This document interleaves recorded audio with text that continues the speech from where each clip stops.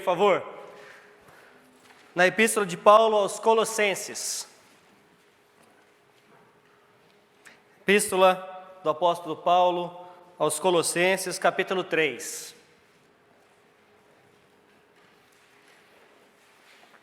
Deixa abertinho aí, tá bom? Já nós vamos ler. Então, nós temos estudado aí essas últimas semanas, né? Acerca dos erros que estavam sendo infiltrados na igreja. E Paulo rebateu esses erros nessa carta, dizendo que Cristo é suficiente para a nossa salvação. Cristo é o cabeça da igreja. Nada, nem ninguém são mais importantes do que Cristo na igreja. E nada e nem ninguém pode nos levar à salvação. Então, muito importante a gente saber dessas coisas, muito importante a gente ser lembrado dessas coisas. Semana passada, então, eu comecei falando que, dos versos 1 a 12 do capítulo 3, de coisas que nós devemos nos despir, uma lista de coisas que Paulo diz, olha, se você é nova criação em Cristo Jesus, se você é nascido de novo, se você é um salvo em Cristo Jesus, essas coisas não podem mais fazer parte da sua vida. Você tem que deixar essas coisas de lado. Hoje, então, nós vamos entrar em maiores detalhes e nos lembrar de coisas que Paulo diz que nós devemos nos revestir. Então, aquelas coisas vocês devem se despir, e dessas coisas vocês devem se revestir. Então, coisas que nós devemos deixar para trás, e hoje, como o Diego cantou aqui, nós louvamos juntos, nós prosseguiremos em conhecer o Senhor, ok? Então, hoje nós vamos falar, semana passada nós falamos da verdadeira salvação, ou do verdadeiro salvo, ok? Da verdadeira conversão, vamos dizer assim. Hoje nós vamos falar da verdadeira santificação, porque nós precisamos buscar santificação todos os dias nas nossas vidas, ok? Essa santificação é como foi cantado, prosseguindo em conhecer o Senhor, sempre, ok?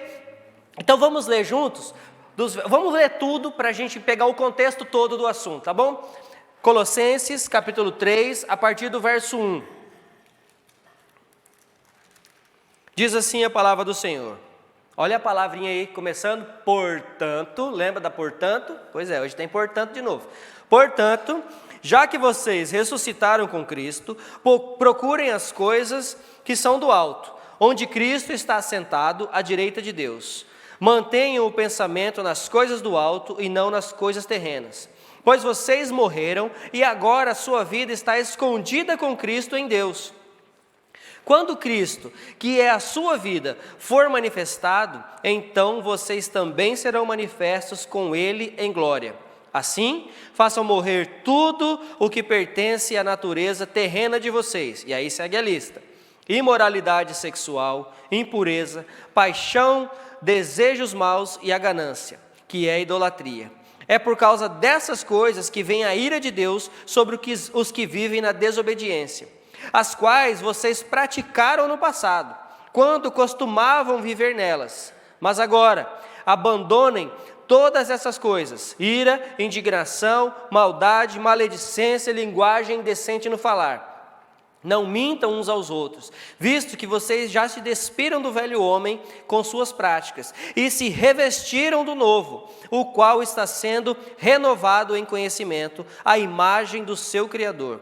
Nessa nova vida, já não há diferença entre grego e judeu, circunciso e incircunciso, bárbaro e cita, escravo e livre, mas Cristo é tudo e está em todos.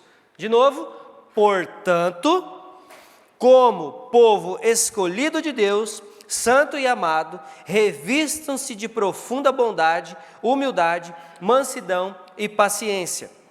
Suportem-se uns aos outros e perdoem as queixas que tiverem uns contra os outros. Perdoe como o Senhor lhes perdoou. Acima de tudo, porém, revistam-se do amor, que é o elo perfeito. Que a paz de Cristo seja o juiz em seu coração, visto que vocês foram chamados para viver em paz, como membros de um só corpo, e sejam agradecidos. Habite ricamente em vocês a palavra de Cristo, Ensine e aconselhem-se uns aos outros com toda a sabedoria e cantem salmos, hinos e cânticos espirituais com gratidão a Deus em seu coração. Tudo o que fizerem, seja em palavra ou em ação, façam-no em nome do Senhor Jesus, dando por meio dele graças a Deus Pai. Amém? Vamos orar mais uma vez. Senhor, nós mais uma vez estamos diante de Ti, agradecidos por estarmos aqui, podendo louvar ao Teu nome, Senhor, podendo, Senhor, estudar, conhecer mais a Tua palavra, conhecer mais da Tua vontade para as nossas vidas, Senhor. Nos ajude, Senhor, como foi dito aqui no início, a nos despir dessas coisas que nós lemos e nos ajude a nos revestir dessas que vamos aprender hoje. Sobretudo, o amor, que é o elo perfeito. Nos ajude, Senhor, nos capacita, através do Teu Espírito Santo nós Te pedimos, em nome de Jesus. Amém. Amém. Amém. Então, lembra, como eu disse, portanto, como eu disse a semana passada, portanto, e hoje nós vimos aqui de novo, a partir do verso 12, que especificamente nós vamos estudar essa noite, também aparece, portanto, como povo escolhido. Então essa palavra é uma conjunção conclusiva, portanto é uma palavra que liga um assunto ao outro. Ele terminou um assunto, mas ele está ligando o assunto com o outro, ok? Então ele está usando de novo. Portanto, ele está dizendo, vocês que já se despiram do velho homem, agora se revistam dessas outras coisas, ok? Então é isso que Paulo está fazendo. Lembra, gente, Paulo, ele foi um homem não só um líder espiritual, mas ele foi um homem de extrema inteligência. Paulo era muito inteligente, ele tinha não só a espiritualidade, vamos dizer assim, mas ele tinha também o conhecimento da língua, e não só da língua grega, ok? Então ele sabia exatamente o que ele estava dizendo. Então ele chama a atenção quando ele usa essa palavra portanto, porque ele quer dizer para mim e para você, ele disse aos Colossenses e diz para nós hoje, irmãos, se você é uma nova criação, se você é um convertido, se você é realmente um servo do Senhor, se você é nascido de novo, deixe essas coisas e passem a se revestir dessas outras que nós vamos falar hoje. Amém? Então vamos lá.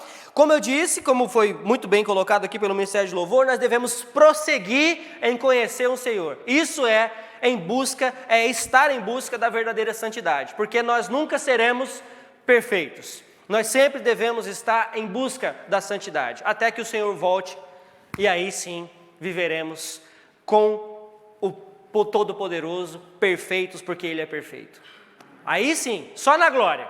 Por enquanto, aqui na terra vai ter mazela, vai ter problema, porque Ele também prometeu isso, não foi? Lembra que nós falamos sobre isso já?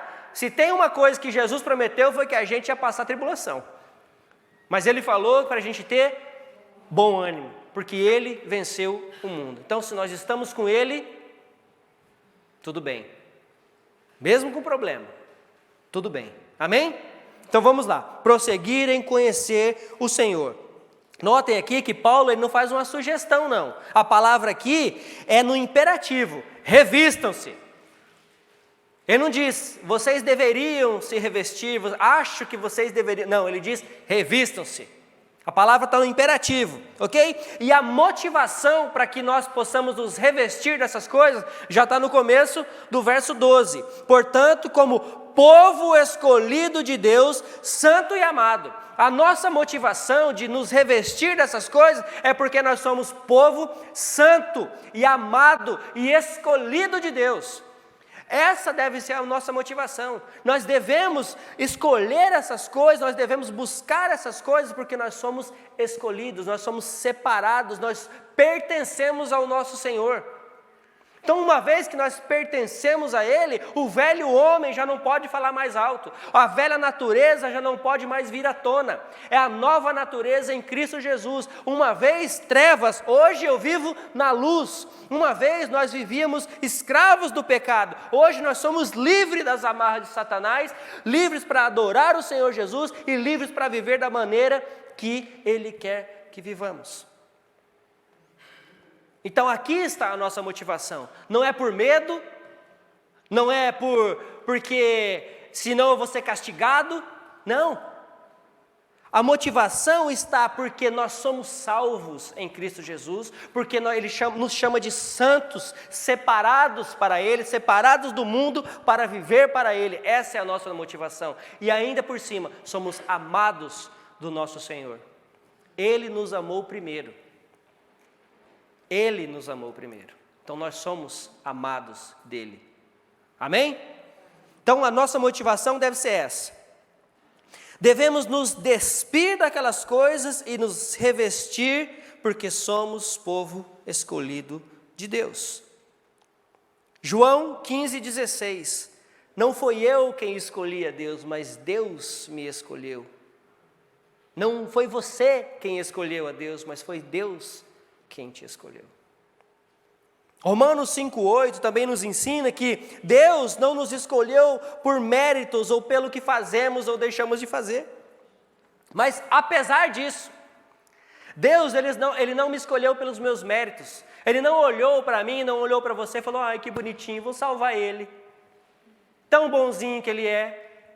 Na verdade, se ele tivesse feito isso, não haveria salvação para nenhum de nós. Se ele tivesse olhado com esses olhos que eu estou dizendo, não haveria salvação para nenhum de nós. Na verdade, Ele nos escolheu apesar disso. Olha o que Romanos 5,8 diz. Mas Deus demonstrou seu amor por nós, Cristo morreu em nosso favor quando ainda éramos pecadores.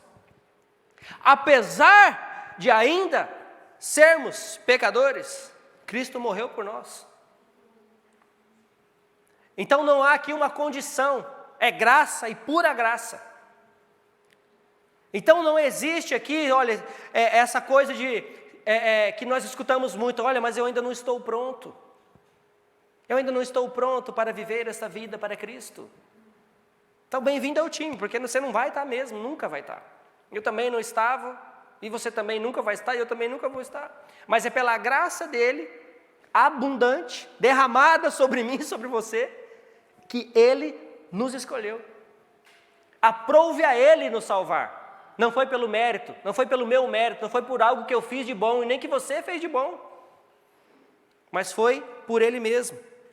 1 Pedro 2,9, olha outra boa motivação para que você possa se revestir dessas coisas que nós já vamos falar. 1 Pedro 2,9, vocês, porém, são geração eleita, sacerdócio real, nação santa, povo exclusivo de Deus, para anunciar as grandezas daquele que os chamou das trevas para a sua maravilhosa luz.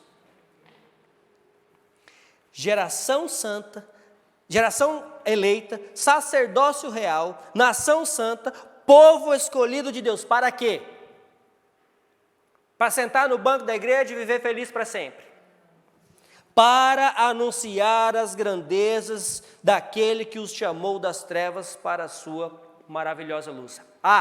Lembra do nosso tema do ano? Mateus 5,16? Assim brilhe a luz de vocês, para que os homens vejam as suas boas obras e glorifiquem ao Pai que está nos céus. Exatamente para isso que nós somos chamados, para ser sal e luz. Sal e luz. Os meninos tá alinhado lá hoje, hein? Até os versículos estão aparecendo aqui. Glória a Deus por isso, ok? Então vamos lá. Então vamos fragmentar aqui esse texto e vamos ver dos versos 12 a 14. Portanto, como povo escolhido de Deus, santo e amado, revistam-se de profunda compaixão, bondade, humildade, mansidão, paciência. Suportem-se uns aos outros e perdoem as queixas que tiverem uns contra os outros. Perdoe como o Senhor lhes perdoou. Acima de tudo, porém, revistam-se do amor, que é o elo perfeito. Então vamos lá. Então vamos começar com a compaixão. Hoje nós entendemos como compaixão quando nós sentimos pena de alguém. Eu estou tendo compaixão por alguém, ok? Até alguns ainda dizem: não, é sentir a dor do outro. Era para ser, mas a verdade é que não é. A verdade é quando a gente sente uma peninha, assim, fica com dozinha, tudo mais, mas você sentir a dor do outro de verdade. Quando nós entendemos essa palavra aqui, compaixão, Ok? Essa palavra, quando Paulo usou essa palavra no original grego, ela nos remete, na verdade, a muito mais do que sentir a dor do outro. Além de sentir a dor do outro, nós fazemos algo a respeito. Porque não basta sentir a dor do outro, não basta sentir pena do outro, nós precisamos fazer algo a respeito. Porque foi isso que Jesus fez, não foi? Jesus teve pena de muita gente, não teve? Mas ele fez algo a respeito. Ele fez algo a respeito. Ele teve pena do cego e adivinha o que foi que ele fez? Ele teve pena do aleijado, adivinha o que foi que ele fez? Ele chorou pela morte de Lázaro e adivinha o que foi que ele fez? Exatamente, ele fez algo a respeito. Ok? É como nós precisamos, se você quer um exemplo então mais plausível, mais fácil para que nós possamos entender, vamos dizer assim, então é a atitude do samaritano, por exemplo, colocado para nós em Lucas capítulo 10. Ele não somente enxergou ou sentiu pena daquele homem que tinha sido roubado, que tinha sido espancado e deixado lá. Não, ele fez algo a respeito. Ele pegou esse homem, colocou no lombo do cavalo, do jumento, levou na hospedaria, falou, ó, cuida desse homem, cuida dele, dê cama, dê comida para ele, eu vou continuar minha viagem, quando eu voltar, se tiver alguma coisa, eu ainda pago. Estou aqui parafraseando o texto, tá bom? Mas ele fez algo a respeito, não foi? Ele poderia ter passado, como eu vi outro dia, uma imagem, uma dessas caricaturas aí, bem interessantes, acho que estava caracterizado como um pastor saindo da igreja com a Bíblia embaixo do braço, com um pedaço de pão na mão, uma bengala, na verdade. Quem tem mais de 40 aí sabe o que é bengala? Quem tem 20 não sabe. Sabe o que é bengala? Você sabe o que é bengala? Quem sabe o que é bengala? Bengala é aquele pão, parece o pão francês, só que é grande. De repente, em outros estados tem outro nome. Lá na minha terra é bengala. Mas é um pão grande assim. Ok? E ele estava com um pão desse na mão e ele passou por um mendigo pedindo comida. Ele com o pão na mão, com a Bíblia embaixo do braço, olhou para o mendigo e falou, vou orar por você. E saiu andando. Ele demonstrou compaixão ali? De maneira nenhuma. Ele pode até ter orado de verdade, mas demonstrar compaixão seria se ele tivesse falado, eu vou orar por você e toma aqui o pão. Fazer algo a respeito. É fazer algo a respeito. A vida do nosso mestre, como eu disse, foi uma demonstração diária de compaixão. Entende? A vida do nosso Senhor foi uma demonstração diária de compaixão, não só em atos que as pessoas puderam ver, que as pessoas puderam presenciar, mas o ato final, o ato derradeiro da compaixão demonstrada por Cristo por nós, onde foi? Na cruz do Calvário. Quer maior ato de compaixão do que esse? Ele não só sentiu pena, vamos dizer assim, de nós, mas ele tomou a cruz que era para nós. Ele tomou o nosso lugar, ele fez algo a respeito. Ele morreu para que hoje nós pudéssemos ter vida. E vida nós estamos vivendo essa vida, nós estamos, ou temos vivido de verdade essa vida abundante que a Bíblia tanto nos diz? Segunda coisa, bondade. O oposto da maldade, né? Lá na outra lista que era para você se despir da maldade, agora o Paulo disse que nós devemos nos revestir de bondade. Parece até uma coisa esquisita, porque Paulo, lembra, eu sempre gosto de lembrar isso, Paulo estava escrevendo para crente. Paulo, ele escreveu a carta à igreja. Paulo escreveu a carta para a igreja de Colossos. Paulo, então, está escrevendo para crente. Não parece até sei lá, é estranho Paulo falar que o crente tem que se revestir de compaixão, de bondade, de humildade, mansidão. Isso, na verdade, já deveria ser coisas que fazem parte naturalmente das nossas vidas. Paulo, então, segue a lista. Bondade, oposto da maldade. Ser bom com o próximo é ter um entendimento correto de como Deus é bom conosco. Quando eu sou bom com alguém, é porque eu entendo o quanto Deus é bom comigo, sabia? Porque por mim mesmo, eu não consigo ser bondoso com ninguém. Porque por você mesmo, na nossa natureza humana caída, na nossa natureza pecaminosa, nós não conseguimos ser bom com ninguém.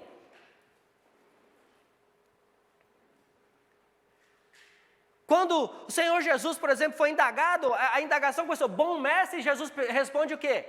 Por que me chamas bom?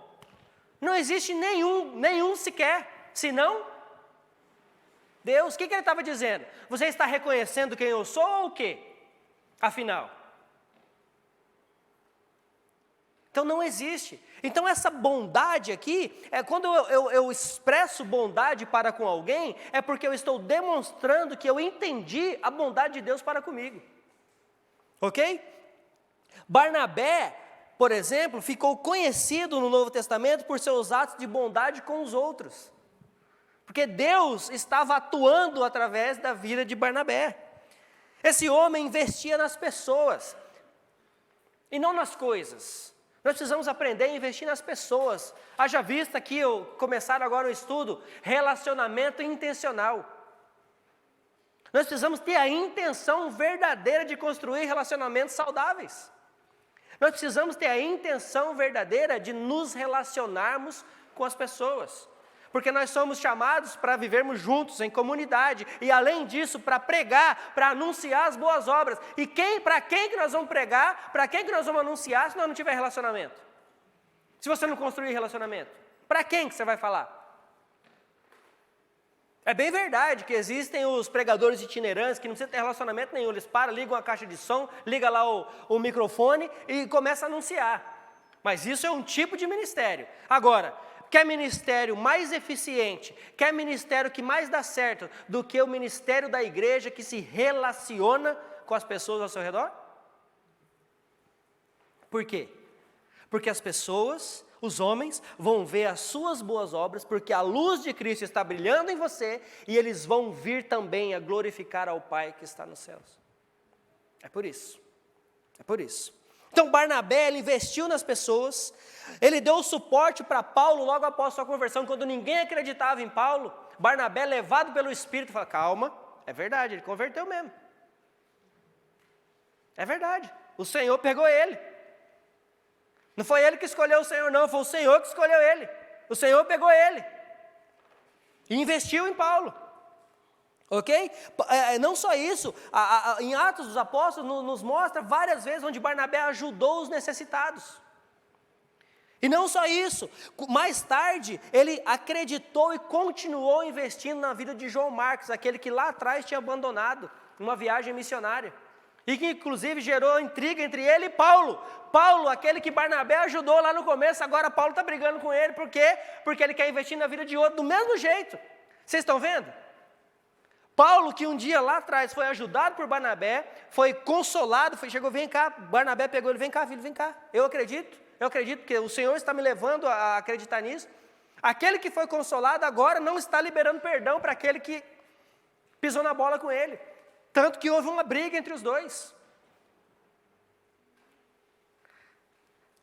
E João Marcos então havia abandonado, mas Barnabé continuou acreditando nele, falou, venha, vamos para a viagem missionária. E Paulo então brigou, foi para o outro lado com Silas. E aí Deus, como diz o pastor Hernandes, que eu gosto muito, diz que Deus em sua infinita graça, em sua infinita sabedoria, bondade, poder, ao invés de uma, agora tem duas viagens missionárias. Foi Barnabé e João Marcos para um lado, Paulo e Silas para o outro. Era para ter sido só uma, agora tem duas. Por quê? Porque nada sai do controle do nosso Deus. Nada sai do controle do nosso Senhor. Tanto que Paulo muitas vezes quis viajar para um lado, Deus falou, não é para aí que você vai para o outro lado. Não foi? Então, nós vemos também a bondade. A bondade deve ser parte da vida do crente. Compaixão, bondade, terceira coisa, humildade. Naquele tempo,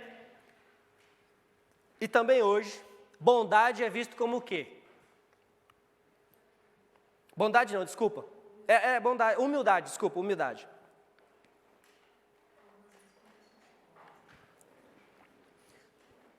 Geralmente, naquele tempo e hoje, quando você diz que uma pessoa é humilde, quando alguém te diz que aquela outra pessoa é humilde, essa palavra humildade vem com uma conotação ou sinônimo de fraqueza. Aquela pessoa é uma fraca. É humilde, é fraquinha, sabe assim? É fraca em todos os sentidos. É uma perdedora, vamos dizer assim. É uma perdedora. A verdade é que somente quem é forte de verdade, entende a sua posição diante de Deus, é que consegue ser humilde. É exatamente o contrário. Só quem entende verdadeiramente a sua posição diante de Deus, só quem é realmente forte, espiritualmente falando, só quem realmente tem esse poder do qual a Bíblia fala, consegue ser humilde. O fraco não consegue ser humilde. Então é o contrário. A gente precisa tirar esse tipo de pensamento da cabeça. Humildade, já diz o ditado no Brasil, vocês já ouviram falar que humildade e canja de galinha não fazem mal a ninguém? Já ouviu esse ditado? É, exatamente, humildade e canja de galinha não faz mal para ninguém. Pelo contrário, faz bem, dá sustância, não é verdade? Minha sogra que fala. Minha sogra, além de falar que a canja de galinha, como é que ela faz? Escardado. Fazer um escardado de fubá para você. Mexe lá com a canja de galinha, vira um trem ruim danado, mas a gente toma porque diz que é bom. Não é ruim? A Adriana diz que é gostoso. Tá bom, sogra é gostoso, ela está falando que é gostoso. Ok? Mas humildade e canja de galinha não fazem mal a ninguém. Você demonstra extremo conhecimento da palavra de Deus e do Deus da palavra quando você demonstra humildade para com as pessoas. E se tem uma coisa que está difícil de se ver hoje dentro da igreja, são pessoas humildes.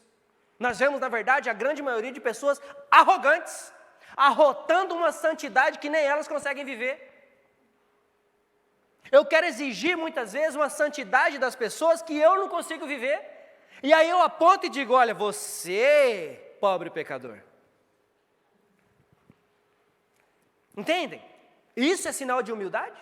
Isso é sinal de bondade? Isso é sinal de compaixão? A compaixão não é você se colocar no lugar do outro e fazer algo a respeito? A bondade não é o oposto de maldade? E humildade, então? Humildade é você apontar para os erros do outro, é você ficar apontando o tempo todo, exigindo algo de alguém, ou exigindo uma posição de alguém, quando nem você mesmo vive aquilo? Isso é sinônimo de humildade? Então, obrigado, não quero. Nós precisamos deixar a arrogância de lado de uma vez por todas. Nós precisamos deixar a arrogância de lado de uma vez por todas. Uma pessoa humilde é aquela que não tem um conceito elevado dela mesma. Está sempre pronta a reconhecer seus erros e o valor das outras pessoas. Quantas vezes você já ouviu? Eu errei, mas você também, não é, Arthur? Quantas vezes você já ouviu o seu irmão? Arthur, eu errei, mas você me irritou, não foi? O Arthur até pensou assim, ó. Quantas vezes você já ouviu isso? Tudo bem, eu reconheço o meu erro, mas eu errei por sua culpa. Olha a demonstração de humildade. Né? É igual, vou aqui dar um exemplo bem grosseiro, mas é igual o marido opressor, o marido agressivo, que bate na esposa. Eu te bati, sabe por quê? Porque você me irritou tanto que eu não consegui me segurar. A culpa é sua porque eu te bati, não é porque ele é um safado, não, é porque, desculpa a palavra, mas isso me... Ou quando ele trai, eu te traí por sua causa, a culpa é sua. Misericórdia, gente. E isso, eu estou falando isso de coisas que acontecem dentro da igreja. Dentro da igreja, não é lá fora, não é lá no mundão, não. Porque lá é normal acontecer, não é? Lá é normal. Ok? Então vamos lá. Mais uma aqui, humildade. Agora nós passamos... eu quero só lembrar de um versículo de Paulo. Paulo escrevendo aos Filipenses, ele fala sobre a cristologia, ele fala sobre Cristo sendo Deus e sendo homem, Cristo sendo mestre e sendo ao mesmo tempo manso, Cristo sendo todo-poderoso e mesmo assim se entregando. Filipenses versos 2 e 3, Filipenses 5 versos 2 e 3, diz que não façam por ambição egoísta ou por vaidade, mas humildemente considerem os outros Desculpe, não é 5 não, é 2, desculpe, 2, Filipenses 2, ok? Considerem os outros superiores a vocês mesmos. Cada um cuide não somente dos seus interesses, mas também dos interesses dos outros. Dos outros. E aí nós passamos para a seguinte: mansidão. Mansidão também é um sinal de fraqueza, né? Também é visto como um sinal de fraqueza. É muito manso, muito quietinho, muito sossegado demais, é fraquinho, não aguenta nada, não faz nada. Mansidão não é sinal de fraqueza. Mansidão, na verdade, é sinal de poder. É sinal de poder, é sinal que você está sob o controle de você mesmo. Quando eu sou manso, quer dizer que eu estou controlando o meu temperamento. Quando eu sou manso, quando eu mordo a língua, é sinal de que eu consigo me controlar, que eu não saio por aí falando, que eu não saio por aí esbravejando, que eu não saio por aí tomando atitudes que vão ferir outras pessoas. Isso é sinal de mansidão. Cristo, nosso Mestre, o Todo-Poderoso, foi também quem? O mais manso. Ele era o Todo-Poderoso. Ele poderia ter feito todas aquelas coisas que ele foi tentado a fazer, transformar pedra em pão, se atirar do penhasco. Ele poderia ter feito tudo aquilo. Poderia ter descido da cruz, salvado a ele e os outros. Mas ele foi manso. Manso. Moisés, grande líder, precisou ser firme. Imagina, lidar com o povo não é fácil, gente. Ele já dizia meu avô, bom mesmo é lidar com gado. Você fala, e o gado vai. Não é não, gaúcho? Bom mesmo, lidar com gente é difícil. Moisés, imagina o tanto de gente para Moisés cuidar. O tanto de gente para Moisés pastorear. Precisou ser firme em suas atitudes, em suas palavras, mas é conhecido lá na lista dos heróis da fé como um homem manso. Manso.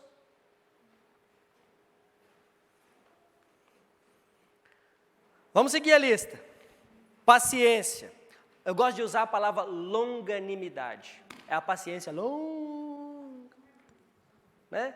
É a paciência longa. Estendida ao máximo. Você já estendeu ao máximo a sua paciência, mas sem estourar?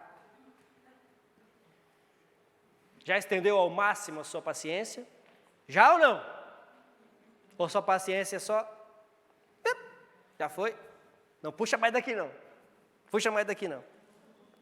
Paciência estendida ao máximo. Não quero muito me apegar aqui não, porque isso tudo faz parte das outras coisas. Está vendo que é uma lista de uma coisa puxando a outra? É uma coisa sempre puxando a outra. Elas têm que estar tudo interligadas. Está tudo interligado aqui. Suportar ofensas, ensinar com amor, suportar ser maltratado sem se amargurar. Gente, pastor, agora você apelou, hein? Não foi? Então quer dizer que eu tenho que suportar ser maltratado e não me amargurar, e nem maquinar revanche. Te pego na esquina, na curva, né? É isso que tem que... É isso aí mesmo. Agora a palavrinha que todo mundo gosta. Perdão. Todo mundo gosta de ouvir essa palavra. Por quê? Porque nós somos perdoados, não é verdade? Todo mundo gosta de ouvir perdão. Mas a palavra também diz que nós devemos perdoar porque nós fomos perdoados. Devemos perdoar como também fomos perdoados. Nós, que somos os receptores do perdão, devemos também ser os doadores desse mesmo perdão. Não é só receptor, você também é doador do perdão. Citando de novo o pastor Hernandes, num comentário dele dos Colossenses, ele diz que jamais devemos sonegar perdão aos que nos ofendem, pois o perdão que recebemos de Deus é sempre maior do que o perdão que conseguimos oferecer. Vou repetir. Jamais devemos sonegar perdão aos que nos ofendem, pois o perdão que recebemos de Deus é sempre maior do que o perdão que conseguimos oferecer. Tem maior perdão do que o de Deus por você, por mim, por você? Então, nenhum perdão que você ofereça a ninguém, a qualquer dívida que for que tenham contra você, vai ser maior do que o perdão pelos seus pecados. Não existe perdão maior. Não existe graça maior a ser oferecida. As pessoas nos decepcionam, né? Já foi decepcionado aí? Já foi? Já decepcionado? Pois é. A gente fica chateado, não fica? Fica brabo. Tem uns que eu já ouvi que diz que quer até matar, esganar. Ai, se eu pego. Né? Eu também já falei isso. Esquenta não, também já falei isso. Ai, se eu pego, nega, ai, se eu pego. As pessoas pisam no nosso calo. Só que a Bíblia nos ensina que aquele que não perdoa, ele não consegue adorar de verdade. A Bíblia nos ensina que aquele que não perdoa não consegue orar de verdade. A Bíblia nos diz que aquele que não perdoa não consegue nem ofertar de verdade. Vai fazer tudo isso por obrigação, porque sabe que tem que fazer. Mas não é de coração, não é de verdade. Então nós precisamos aprender a liberar perdão. É muito fácil, eu concordo com vocês. Eu sei que vocês estão passando, vocês devem estar falando aí. Falar de perdão é fácil.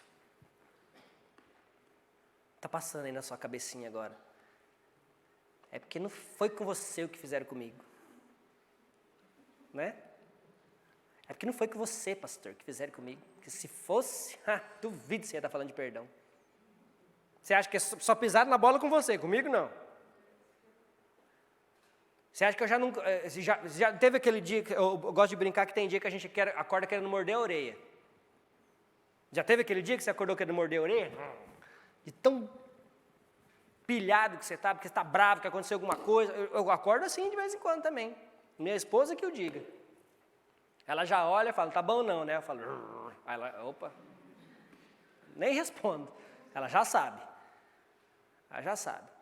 É verdade, mas isso é da nossa natureza. Agora nós precisamos aprender a orar, nós precisamos aprender a respirar fundo, nós precisamos aprender a colocar essas coisas em prática, nos revestir dessas coisas. Porque é exatamente o que a palavra está nos dizendo. Nós devemos nos despir da ira, da indignação, da maldade, da maledicência e linguagem decente no falar. Estou fazendo aqui, só um círculozinho básico aqui. Ok? E nós devemos nos despir de profunda compaixão, bondade, humildade, mansidão, paciência, suportem-se uns aos outros, perdoem as queixas. Essa palavra suportar, então. Eu já vi até pastor falando que isso significa, suportar, irmão, é quando você olha, tem que suportar essa pessoa porque ela é minha irmã. É isso que a palavra diz? Exatamente, esse suporte é o sentido de dar apoio, de dar o ombro, de dar apoio, não é de suportar porque você é obrigado a suportar porque vai na mesma igreja, porque mora na mesma rua, não, mora na mesma casa, não é isso, é dar suporte, suportar uns aos outros. Você tem dado suporte para alguém? Eu te aconselho que você comece a fazê-lo, porque isso faz bem não só para o outro, faz muito melhor para nós, quando nós damos suporte a alguém, que nós ajudamos alguém. Eu sou abençoado, eu sou muito mais abençoado quando eu dou suporte, quando eu ajudo alguém, do que a pessoa que recebeu, na verdade. Você vai ser mais abençoado quando você fizer isso. E aí, Paulo termina então com a listinha. Acima de tudo, porém, revistam-se do amor, que é o elo perfeito. Acima de todas essas virtudes, revistam-se do amor. Nenhuma dessas outras virtudes mencionadas antes podem existir ou podem acontecer de verdade se não houver a principal delas, que é o amor. Quem ama é humilde, quem ama tem compaixão, quem ama perdoa, quem ama dá suporte, quem ama adora de verdade, quem ama oferta de verdade, quem ama louva de verdade, quem ama consegue todas essas coisas. Então eu não posso querer todas essas outras coisas sem a principal delas, que é o amor, o elo perfeito, é que entrelaça todas essas coisas. Cristianismo sem amor não é nada mais do que legalismo. Cristianismo sem amor é legalismo. Santidade sem amor é farisaísmo. Sabe o que eu estou querendo dizer com isso? É que quando eu digo que cristianismo sem amor é legalismo, é exatamente o que eu disse agora há pouco. É quando você exige de alguém um tipo de santidade que nem você consegue ter. Isso é cristianismo sem amor, é ser legalista, é querer que o outro seja bom e você mesmo não é. Isso é ser legalista. Quando eu digo que santidade sem amor é farisaísmo, é aqueles fariseus hipócritas que Jesus fala que são como sepulcro caiado, que batem no peito e dizem que são bons, mas o Senhor conhece o coração dessas pessoas. Então, santidade sem amor é isso, é só da boca para fora. Eu sou santo, eu gosto de falar que eu sou santo, eu gosto de demonstrar que eu sou santo, eu ando bonito, eu visto as roupas apropriadas, eu oro até bonito para todo mundo ver, mas aqui dentro é sepulcro caiado. Isso é farisaísmo. Boas obras sem amor é exibicionismo. É querer tapinha nas costas, é querer cumprimentos, é querer ouvir, olha, você é o cara, ou você é a cara, sei lá como é que fala para as mulheres. Né? É isso. Então lembre-se, cristianismo sem amor, legalismo. Santidade sem amor, farisaísmo. Boas obras sem amor, exibicionismo. Nada mais disso. Ou nada mais que isso. E aí nós vamos dos versos 15 a 17. Que a paz de Cristo seja o juiz em seu coração, visto que vocês foram chamados para viver em paz como membros de um só corpo. A paz de Cristo. A paz de Cristo é aquela paz que excede todo entendimento, não é isso? A paz de Cristo é aquela paz que traz para nós paz com Deus, paz com nós mesmos e paz uns com os outros. Essa é a paz de Cristo. Se dentro dessas três coisas tiver umas faltando, está faltando todas as três. Se você diz que tem paz com Cristo, tem paz com Deus, através de Cristo, e você não está em paz com você mesmo e nem com seu irmão, essa aqui não é verdadeira. Se você diz que está em paz com você mesmo, que você está em paz com os outros, mas não tem paz com Deus, está mentindo para você mesmo. E assim por diante. Estão entendendo? Essas três coisas, elas estão interligadas, porque uma vez que eu estou em paz com Deus, eu consigo estar em paz comigo mesmo. Uma vez que eu estou em paz com Deus, porque eu entendi o que Ele fez por mim, porque eu fui aceito através de Cristo, e eu entendi o que Ele fez por mim, eu sou perdoado, Ele me perdoou dos meus erros, então quem sou eu para não perdoar a mim mesmo? E passar por cima deles e falar, essas coisas ficaram para trás, vamos começar de novo, hoje eu sou nova criatura, hoje eu sou um novo homem, essas coisas ficaram para trás, eu não faço mais aquilo, eu não tomo mais essas atitudes, hoje eu sou um novo homem. Aí eu estou em paz comigo, e aí sim eu vou promover paz com os outros, aí eu tenho paz com os outros. Então uma coisa está ligada na outra.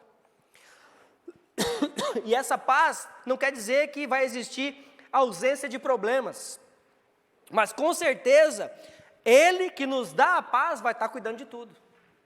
Ele vai estar cuidando de tudo. A paz de Cristo não é aquele silêncio que nada se ouve. Sabe quando você está no mar, sei lá, você só ouve o barulho das ondas, ou quando você está meditando, que falam para você que você precisa esvaziar a sua mente, não pense em mais nada, e aí você vai buscar a paz interior. Balela. Você não vai achar. A paz, essa paz da qual eu estou falando, é o barulho ensurdecedor do Evangelho do Senhor Jesus Cristo que nos salva. Essa é a paz que eu estou falando. É o barulho do Evangelho aqui, martelando o tempo todo. Você estava perdido, mas agora você é salvo. Você andava nas trevas, mas agora você é luz. Você estava condenado, mas agora você é filho do Deus Altíssimo. Esse barulho não pode sair daqui, é o tempo todo martelando aqui, martelando, martelando. Eu tenho um problema de uma vez uma infecção do ouvido que eu tive, que tem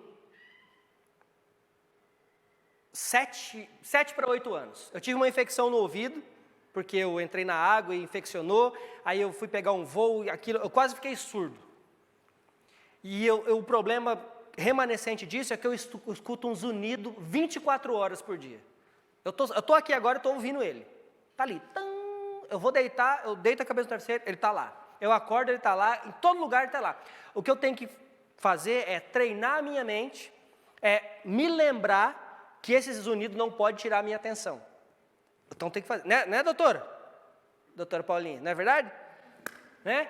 Então é isso que eu tenho que fazer, eu tenho que esquecer isso e focar no que eu estou fazendo, porque senão eu fico doido, senão isso vai me tirar a concentração. Até para estudar, às vezes eu estou aqui quietinho no meu escritório, estou lá, de repente, não, sai daí.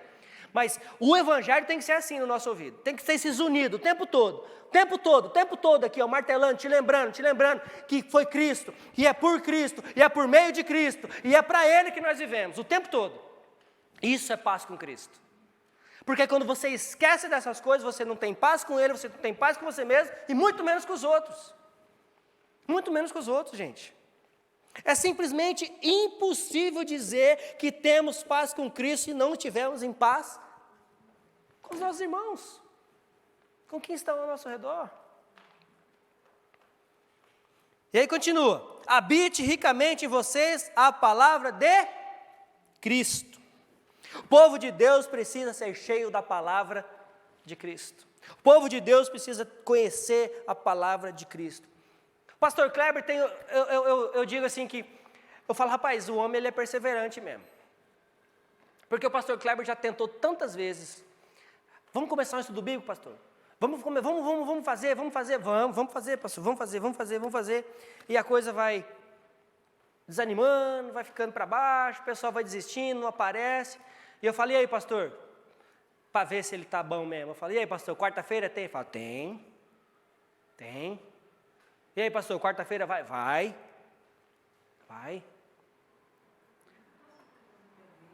Né? Só que a questão aqui é que as pessoas reclamam muitas vezes que, eu não cresço, eu não conheço a palavra. Só que a igreja oferece ferramentas para isso. E adivinha o que vocês fazem?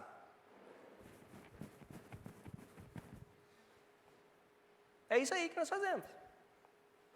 E eu aqui não estou aqui condenando, não estou julgando ninguém, porque cada um tem o seu motivo, cada um tem o seu problema, cada um tem a sua realidade, a sua rotina, mas o que eu estou dizendo é que, na grande, esmagadora maioria das vezes, é puro e simples falta de interesse. E aqui a palavra do Senhor está dizendo que habite ricamente em vocês a palavra de Cristo. O povo de Deus precisa ser cheio da palavra, o povo de Deus precisa ser governado, direcionado pela palavra. Por que a gente erra tanto? Porque nós não buscamos na fonte certa. Por que a gente faz tanta coisa ruim, tanta coisa errada? Porque nós não consultamos o manual de vida. Nós não consultamos. Quem é homem aí sabe do que eu estou falando. Eu duvido, quando você compra um móvel novo, se a primeira coisa que você faz é olhar no manual. Eu duvido. Você olha e fala, preciso disso. Se for o marco, até rasga. Depois vai lá, tica, pega lá os pedaços, pelo amor de Deus. Né? Mas eu duvido se você faz isso. A gente não faz isso.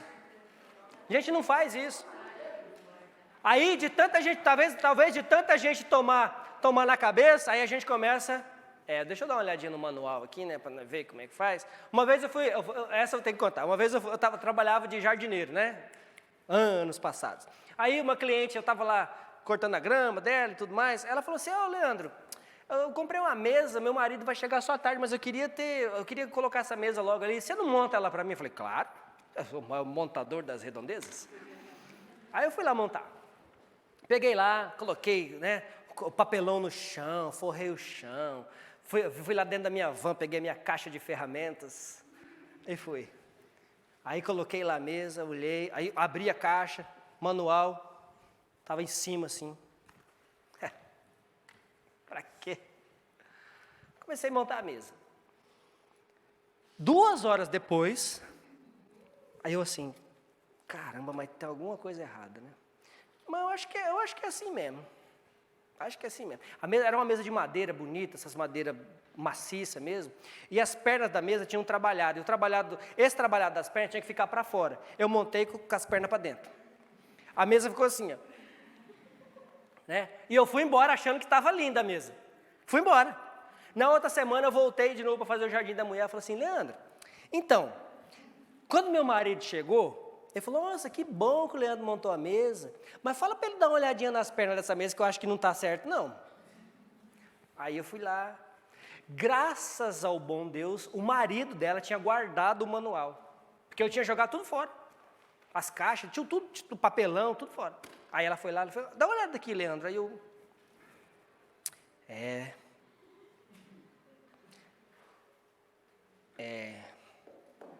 E detalhe, eu tive que desmontar a mesa inteira, mais 2 horas, para montar a perna do lado certo.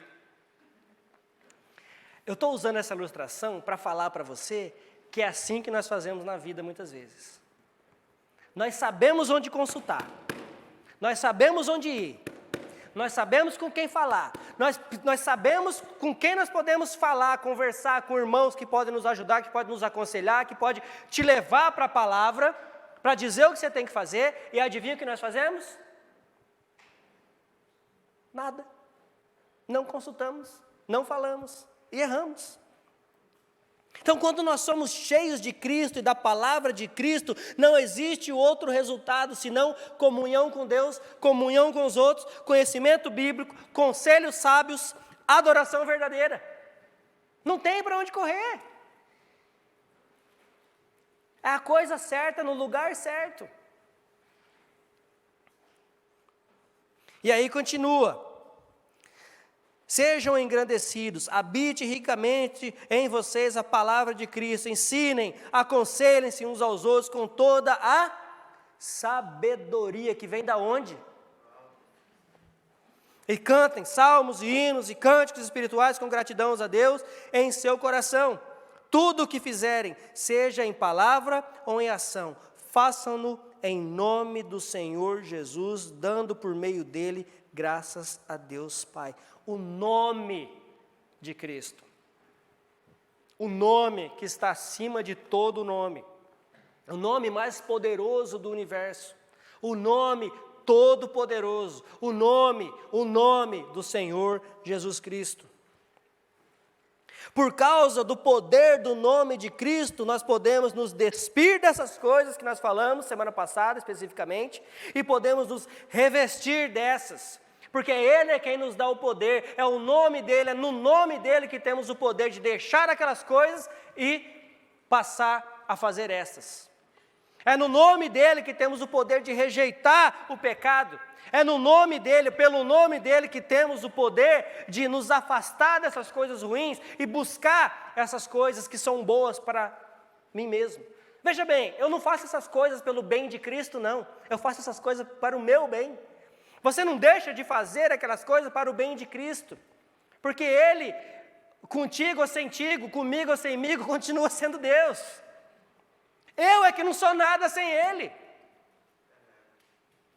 Entende? Então eu não estou fazendo pelo bem dEle, não estou fazendo porque Ele precisa que eu faça, porque assim agradarei ao seu coração. Não! Eu estou fazendo porque eu necessito dessas coisas. Eu tenho a necessidade de me despir daquelas coisas e me revestir dessas outras. A necessidade é minha, não é do meu Senhor. O meu Senhor, Ele me capacita para que eu faça isso, mas a necessidade é minha. É por isso que eu disse a semana passada e volto a dizer, não há nada, absolutamente nada que eu ou você possa fazer para ganhar a salvação ou para merecer a salvação, mas existe muita coisa que eu e você podemos fazer e devemos deixar de fazer para trabalhar a nossa santificação. Muita coisa, muita coisa. Então, por causa do nome de Cristo, nós podemos nos despir daquelas, nos revestir dessas. Por causa do nome de Cristo, podemos também perdoar, porque por causa do nome, pelo nome, nós também somos perdoados. Por causa do nome de Cristo, nós temos acesso ao Pai em oração, porque quando oramos, nós oramos no nome de quem? De Paulo, de Pedro, de João, de Mateus, de Tiago. Não, nós oramos em nome do Senhor Jesus Cristo, porque Ele é o único caminho que nos leva até o Pai, através dEle, por Ele, tudo é por Ele. Inclusive é Ele quem coloca em mim e em você essa vontade aí de orar. Até isso é Ele quem atua em nós. Até isso é Ele quem atua em nós. Então, por isso que a Bíblia diz, e nós também sempre cantamos, e nós dizemos isso, que um dia a esse nome todo joelho vai se dobrar, e toda língua vai confessar, Tu és o Senhor, o Todo-Poderoso. Então, irmãos, que nós possamos sair daqui convencidos. Deixa eu reformular a frase. Que nós possamos sair daqui convertidos, como eu disse a semana passada, de verdade, nós somos, e convencidos de que sem o Senhor Jesus Cristo nós não somos absolutamente nada. Nada. Absolutamente nada. Um coração verdadeiramente convertido a Cristo está convencido de que Ele não é nada. Um coração absolutamente convertido ao poder, ao senhorio de Cristo, não faz mais a sua própria vontade, mas busca a vontade do Pai.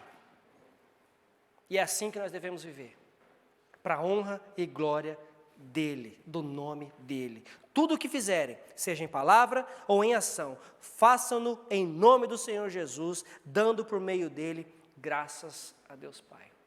E a minha oração para mim e para você é para que Ele nos capacite a viver dessa maneira, nos despindo daquelas coisas, nos revestindo dessas outras, e que a luz de Cristo que brilha em nós possa sair, possa ser realmente vista pelas pessoas, para que outros possam ver e glorificar o Pai que está nos céus.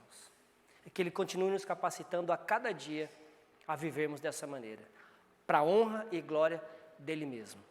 Amém? Vamos levantar e vamos orar?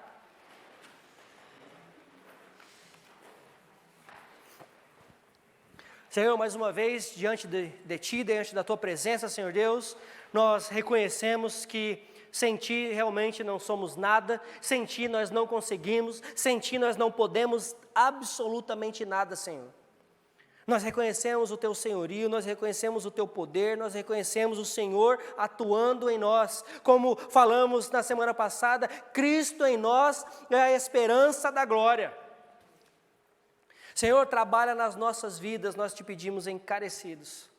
Senhor, transforma os nossos corações, as nossas mentes, transforma as nossas emoções, muda, Senhor, as nossas atitudes, Senhor, e que possamos buscar de nos despir dessas coisas que não Te agradam e nos revestir verdadeiramente do Teu poder que atua em nós.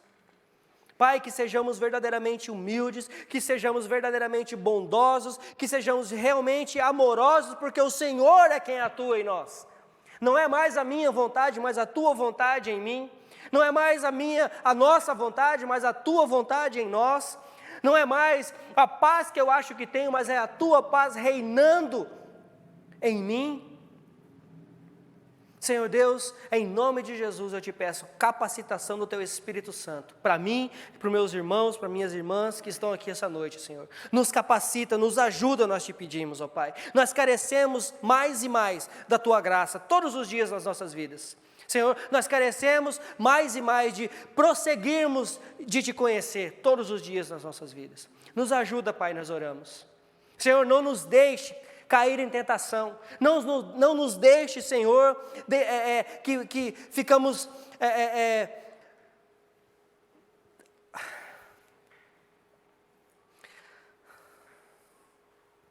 Senhor, nos ajude a perdoar, nos ajude a perdoar verdadeiramente como o Senhor me perdoou. Senhor, o meu perdão era imperdoável, mas mesmo assim o Senhor me amou. Senhor, o Senhor me chamou, o Senhor nos chamou das trevas para a Tua luz.